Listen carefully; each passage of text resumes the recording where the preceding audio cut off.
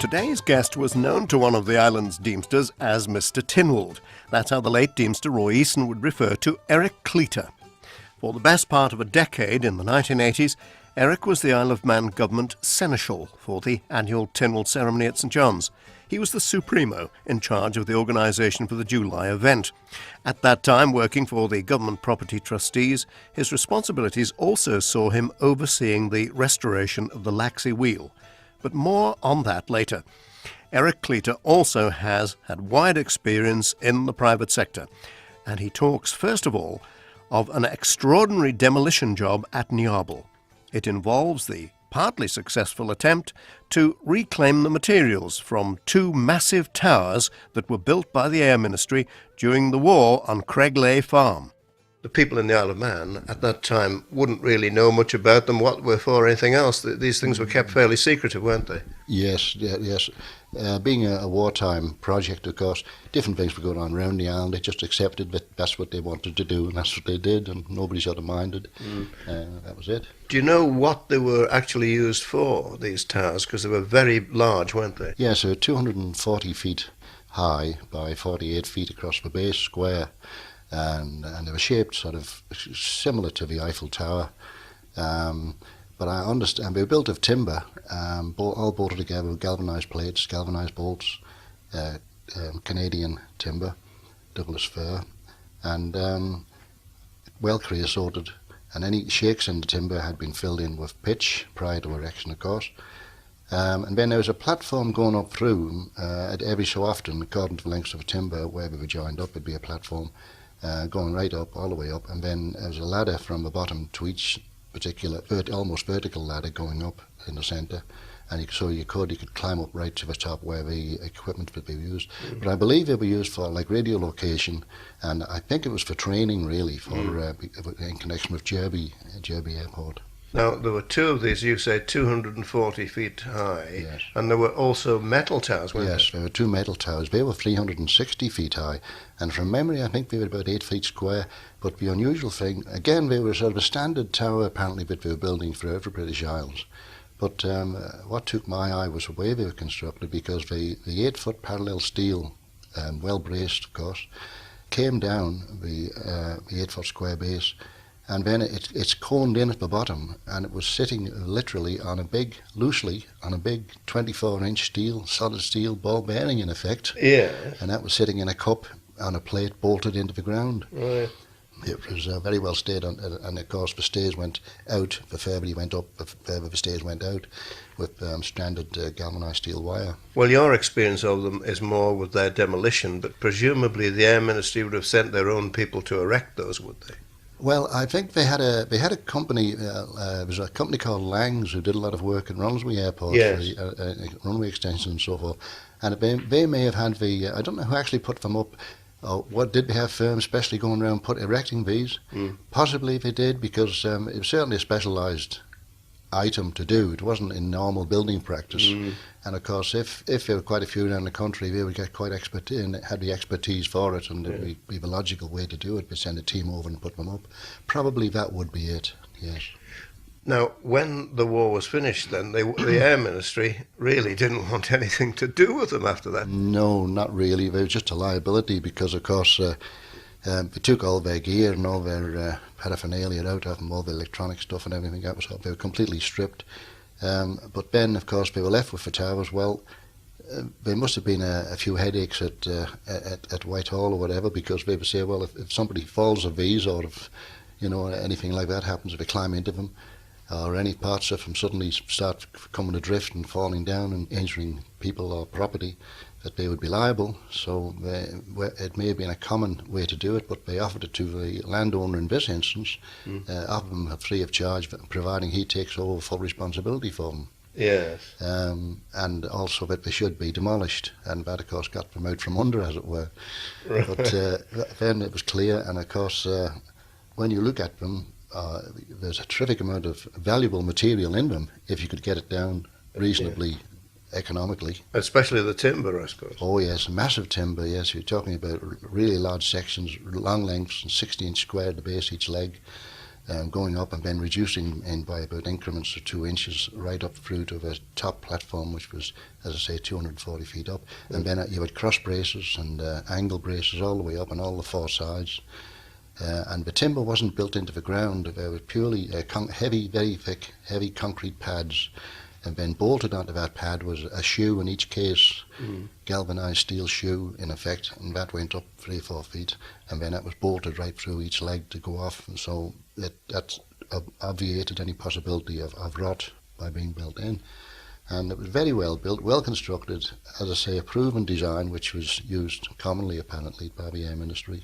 So the landowner then presumably must have seen the opportunity of some value in this timber. What was the process of getting them demolished, and who was involved with that? Well, when the now new owners took them on, I was working then for a person who was connected with the land that where we were on, and he also had several other businesses and working interests, property. Anyway, he asked me to go down and have a look at them and see about demolishing them. So I went down one Sunday morning and I stood at the bottom and craned my head back to look at the top. Yeah. And I thought, well, there's certainly some timber in them, but how are we going to go about it? So I thought, well, while I'm thinking about it, I'll have a climb up, see what it's like at the top. So I went up the ladders and I got up to the top of the tower, and the top platform was around about 8 foot square. It was just a single 3x2 handrail going around the outside edge. Yeah.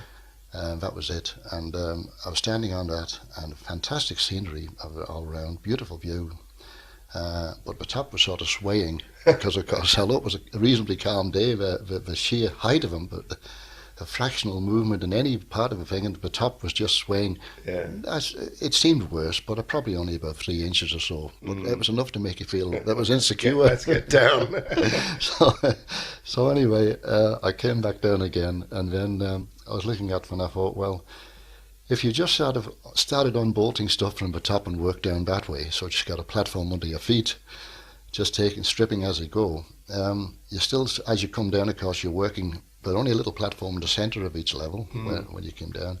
You're working more out on the timbers, and there's a certain amount of danger involved. The men had to be insured against accidents. And I mean, they're not steeplejacks or anything. But anyway, I thought, well, but you couldn't just drop the timbers either, because from that height they'd be split or shook and whatever, and you'd waste more than you'd save. So then I came down and I thought, well, there's a terrific amount of timber in, but the value of a timber doesn't equate with the cost involved in getting them down. Yeah. So I mean, with any second-hand timber, you always lose quite a proportion of it in unsuitable lengths and so forth, and sections, a lot of waste. But anyway, I told the owners that was my opinion of it. Then they came up through, I think, possibly the idea would be from a well-known catcher on the island called Wilson Castaigne. And I think he must have had a look at them and said, well, and, I can imagine him saying, well, that's no trouble, we'll blast them, we'll knock them, we'll blow them down. The idea wouldn't have entered my head because it seemed a bit outlandish. But anyway, that's the way Wilson thought. And so, yeah. Anyway, that was the arrangement. They said, right, okay, well, if that's the way we got the best way to take them down that way. So Wilson, I think, was connected with quarrying and different times in the island, and he had an access to materials that the ordinary builder certainly wouldn't have. Mr. Gelignite, was he? Oh yes, he was a character, he really was. What did he do then? Well, he said he'd blow them down. Well, he said, well, if you can get them down. So he went out to the towers, and he went up about 15 feet or so, and he strapped charges to each leg, Gelignite. And then he connected, he had 2 towers to drop. Well, he did. I think it was the one, there was one tower, I'd explain, one tower was in very marshy, sort of boggy ground, and I think that was the one that came down first. Now, the arrangement was with the owners that for payment, Wilson was quite happy that he would have one tower for himself to could take away, unbolt and strip and take it away, and that would be his payment for dropping them both. Yeah. And the owner's quite happy with that. It seemed reasonable, but a way of doing it, and the owners would have the choice of which tower he could have. Well, anyway, he dropped he put the charges on the first tower. They went retied behind a distant hedge with a cable and plunger. Mm-hmm. Pressed the plunger, and yes, blew a section out of every leg, and the tower simply fell over, came down, and lay down on its side in the wet, marshy ground. Yeah. But because the ground was wet and marshy, a lot of the sections, the sheer weight of the tower included, they sank down 2 or 3 feet in the ground, and of course it was just sort of the liquid soil just sort of found its way over the top of the sections, but the framework was sticking up out of the ground. Right. So anyway, it came Ben, so it was decided Ben that would be the tower that Wilson would have. So he's quite happy with that. He'd go down, salvage what he could, all the metalwork, the bolts, and all the timbers were heavily plated. All the sections, all the posts were joined up with very heavy 3/8 thick steel galvanised plates, full width of the timbers. So Wilson was quite happy with that. So then they come on to the second one. It was higher up near the road going down to Neable. And so again, he goes up, sets his charges, retires to the nearest hedge, gets over the hedge and lies down, press the plunger, wham, 3 charges explode, blowing sections out of 3 legs. Yeah. The other leg doesn't, the charge didn't go off. So the tower then, 240 feet high, is sitting on one leg in one corner near the bottom. So, of course, the obvious thing happens is it starts to come down. Was it partly down then? It came part the way down? It blew 3 sections, it blew 3 legs away. So the tower then had to fall that way. The only thing that was stopping it was that as soon as it went over towards where the sections had been blown out, the timbers of the tower, a very well braced, solid structure in effect, got jammed into the framework up below, and that slowed it up. But down it came, but the last remaining leg, of course, split, but it didn't completely break, and the tower twisted on it as it was coming down, and the tower then was stuck at an angle of about 15 to 20 degrees from horizontal, pointing up to the sky, unexploded charge still on the remaining leg, and just swaying gently in the breeze sideways and creaking and groaning and all the rest of it, so I was told. So, oh dear, says, well, something gone wrong there. So he gets his ladder, walks off down to the tower and gets in amongst all these timbers which had come down and all round him like a jungle of timbers, and this mast still way up. I mean, from where it was blown, it was still about 40 foot square, the mast, but stuck, wedged down in on the angle on the bottom section, which was bolted to the ground, and sticking out on an angle of 10 or 15 degrees. And he just gets the ladder up, goes up, has a look at the charge, looked all right. And whatever he found there was a bad connection on the firing, but he wires it up again, and then he just comes away and puts the plunger down again and blows that. Right. Then, of course, the tower sort of separated and came down onto the ground. And then, of course, you still had a structure about 40 foot high, going off 200 odd feet into the distance. Yeah. But then you could get ladders to it and unbolt it and work on it and strip it into timber. Were the steel towers involved in this exercise then or not? No. Now, the steel towers were higher up really at Ballacallan, right at the almost at the junction of the Neable Road, just down a little bit on the same side. There were 2 steel towers, and they were 360 feet high and about 8 feet square, as I say. But they were stripped. Now, I got no knowledge of how they were stripped or who stripped them. All I know is I used a lot of material for various building works, 6x6 angle and 4x4 angle and flat sheet and flat strips and so forth, and bolts, and terrific amount. And there's a bit of a postscript to this, because you found yourself using some of this wood, didn't you? Yes, there is just as you go down the Neable Road on the right-hand side, about a third of a way down, there's a cottage with a mansard-style roof on it, and just in front was a large house. Well, that was a derelict cottage with a barn in front, and I drew a plan up for the owners to rebuild the cottage, and also to convert the barn into a house. And the mansard roof, of course, is the idea I had for that was it saves building up the walls because the roof forms give your bedrooms up above, and we had a lot of timber from the mast, so I thought, well, we'll use some of it up that way. So all of the timber in there, all the roof timbers, purlins and rafters and ceiling joists, plus all the partitions inside, all of the structural timber, that all came from the masts, and likewise to the old barn had stables below it. And then just loft storage for hay and stuff. But so we virtually demolished it down to well down almost to ground level. Funny thing is that in those days, I don't think it exists now, a planning committee, if you had a building, say within 15 feet from a road, you could demolish it and rebuild it again, providing you only came down about 3 or 4 feet from the ground. You left that on. Oh. Now, if you took it down to ground level, you couldn't. Oh. Then you had to give it the minimum frontage, which might be 20-25 feet. Yeah. So in some instances, you'd be working on a building where if you took it down to that, you wouldn't be able to build it at all because there wasn't enough room at the back to move it back. Right. Yeah. So that was a common practice they used to do, was just take it down so far and then build it up again. Really? Yeah. So we could put in as an alteration. So the first tower that came down and fell in the swamp then. Parts of that must still be in the swamp, do you reckon? Yes, they'll be buried there without a doubt because, as I say, the cost of digging down just to get out lengths of, granted, big, heavy timbers, but the cost of, you wouldn't recoup it in value for the labour involved, even with tractors or anything, because the suction on that would be fantastic. Even if you got one end of it, you wouldn't get it moved. You'd have to dig out the length of it. So, even if you got it out, would it be any use now? Oh, I think it'd be pretty sound. Douglas fir, it's very, very. It's very good for lying in water or anything like that. It's a very, very good timber for preserving, plus the fact that they were all saturated in creosote, and as I say, the cracks not in were filled with pitch. But no, I think it'd still be fairly, you certainly would get timber out of it. It might be the ends of it might be just starting to go a bit soft and so forth, but no, it would still be pretty sound.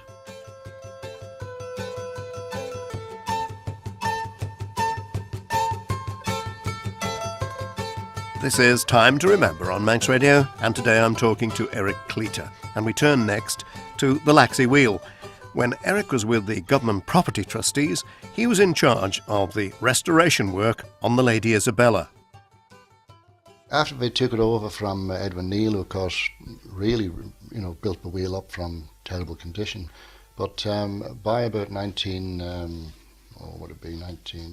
70s, the wheel was getting into not so much the wheel, but really the towers and so forth to the wheel. They were getting into a dilapidated state, and the government came under the remit of the Government Property Trustees for maintenance. And we used to use prison parties a lot for work on various around the island, railway properties, railway fencing, and so forth.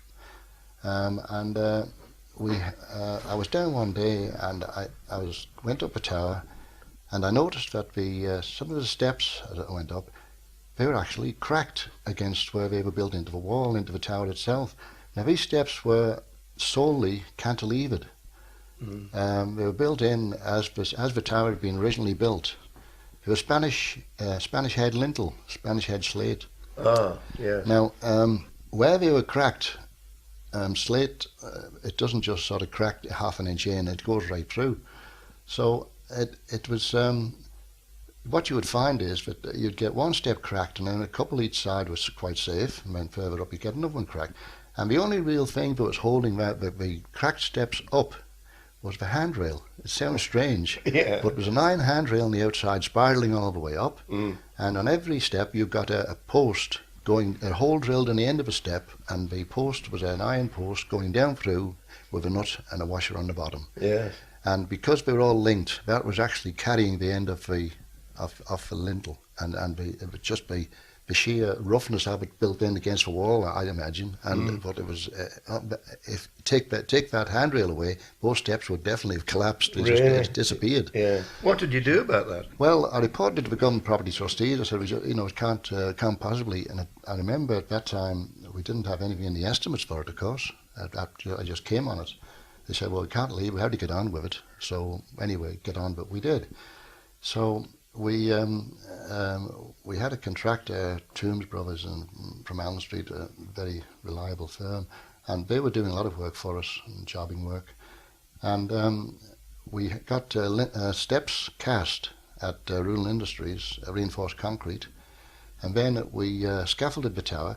But we started from the bottom, and took about 2, perhaps 3 steps out, and then had to cut into the tower to do that. Quite a hole. I mean, you could virtually walk into the thing almost, and crouch in, go in, right in. And then we put the concrete, reinforced concrete step built into the tower, 2 or 3 steps as was required, and then built up the tower again for that section, and then went up that height, and then did another hole in the tower, going up and going around as we were going, and rebuilt and put all the broken steps in. That was quite a job. It was fairly straightforward, but it took some time. And then following upon that, we found that, at least I went up and one day and I was noticing some of the posts actually carrying the top platform was decay in them. You could had a knife room, and you could go into the hilt of a knife with in places on the posts. So I thought, well, these want replacing. But it wasn't such like the steps. It wasn't such a state that you had to do it immediately. We put it in the following year's estimates, and I contacted the electricity board, and they obtained the posts for us from Canada. Mm-hmm. Saturated in creosote again, and we got them into the MER yard at Laxey, and they were shaped there for putting in place. And then Tommy Toombs, we strapped them against the old posts before we could put the scaffold up, because obviously the scaffold at first you'd never get them in place. Mm-hmm. And then we took the old posts away, cut them out in sections, and then put the new posts in up to the top platform. And again, we used to use for prison working parties, not so much of that work, that was the contractor's work, but prison working parties would work on smallish, really for whitewashing and so forth, and general labouring like that. In those days, I don't think it happens now, but we could call on the prison to let a working party go out for any work we needed on various... Generally it would be, say, on the railway lines, which government property trustees were responsible for, and still are, of course.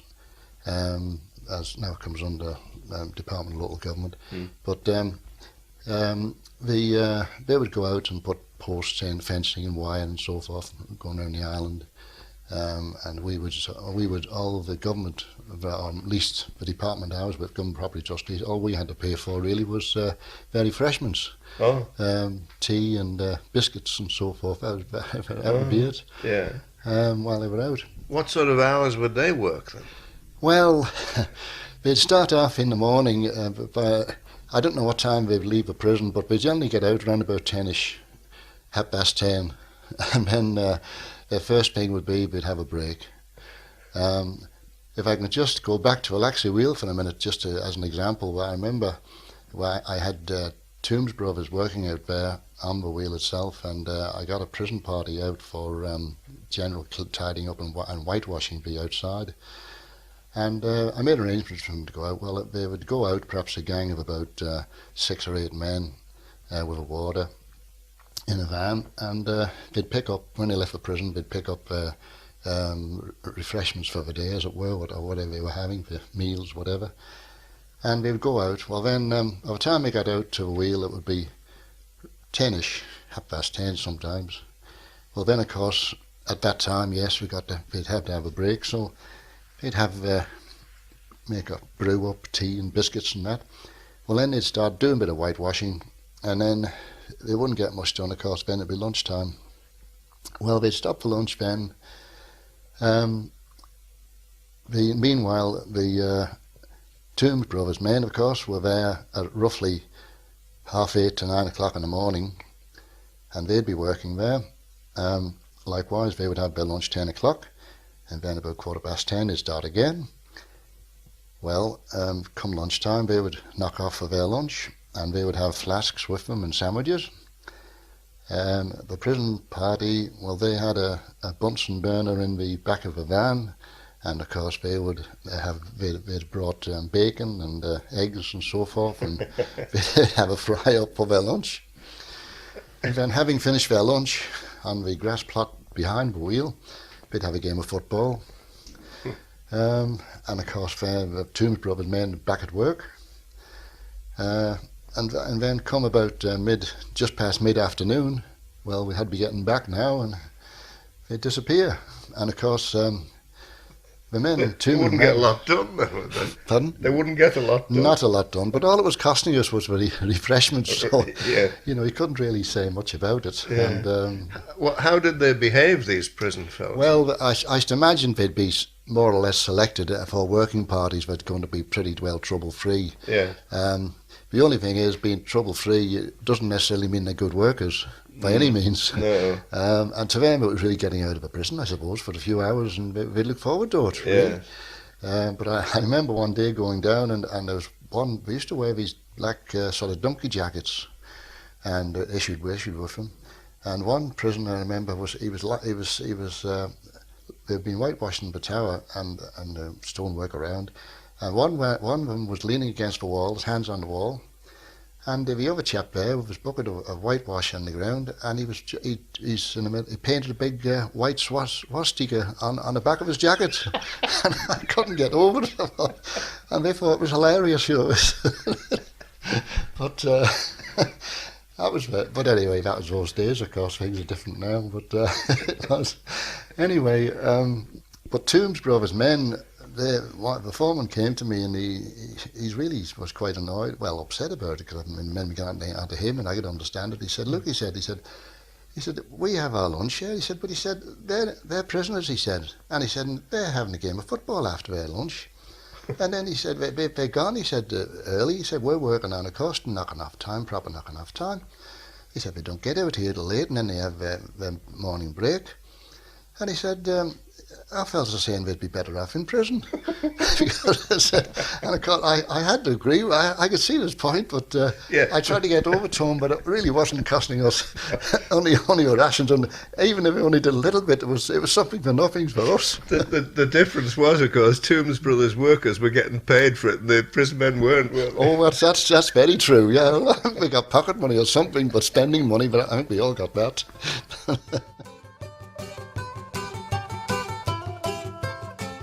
That takes us to the end of Time to Remember for today.